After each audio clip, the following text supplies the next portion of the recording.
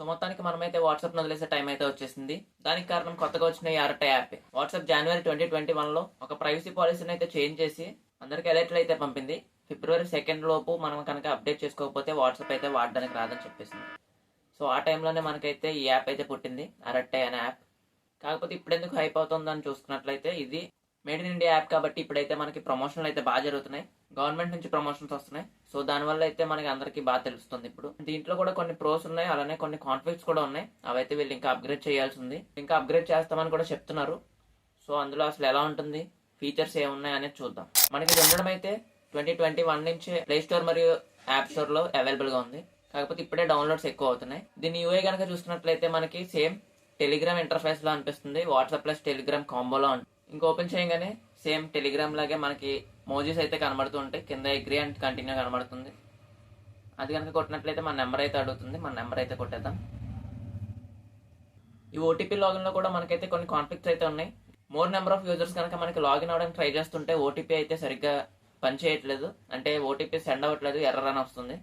దీని అయితే వీళ్ళు ఈ మధ్య సాల్వ్ చేసినట్టు తెలుస్తుంది. దీంట్లో ఇంకా వీళ్ళు చేయాల్సినవి అయితే చాలా ఉన్నాయి. ఎండ్ టు ఎండ్ ఎన్క్రిప్షన్ అయితే లేదు. అసలు ఎండ్ టు ఎండ్ ఎన్క్రిప్షన్ అంటే ఒక పర్సన్ ఇంకో పర్సన్ మెసేజ్ చేసినప్పుడు మధ్యలో ఇంకెవరు చూడడానికి అయితే వీలు ఉండదు అనమాట. దాన్ని ఎండ్ టు ఎండ్ ఎన్క్రిప్షన్ అంటారు. కాకపోతే దీంట్లో అది లేదు.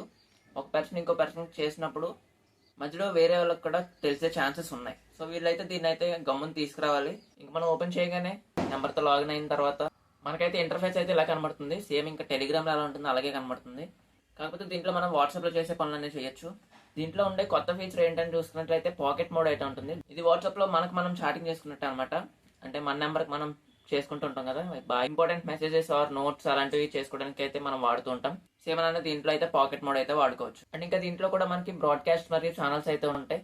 అండ్ ఇందులో మనం మీటింగ్స్ అయితే అటెండ్ అవ్వచ్చు. వాట్సాప్ లో లాగే స్టేటస్ చూడొచ్చు. దాన్ని అయితే వీళ్ళు స్టోరీస్ అనేది పెట్టారు, స్టోరీస్ చూడొచ్చు.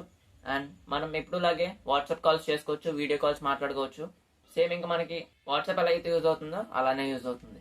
దీంట్లో మనం చెప్పుకున్నట్టే ఎండ్ టు ఎండ్ ఎన్క్రిప్షన్ అయితే తీసుకురావాలి. అది ఎంత గమ్మున తీసుకొస్తే అంత గమ్మున అయితే ఇది పాపులర్ అవుతుంది. అండ్ వాట్సాప్ ని రీప్లేస్ చేసే ఛాన్సెస్ కూడా ఉన్నాయి. సో దీని మీద మీ అభిప్రాయం ఏంటో కింద కామెంట్లో చెప్పండి. అండ్ మీరు ఇది యూజ్ చేస్తున్నారో లేదో కూడా కింద కామెంట్లో తెలియజేయండి. సో ఇదే వాళ్ళ వీడియో. మళ్ళీ నెక్స్ట్ వీడియోలో కలుద్దాం. అంతవరకు బాయ్.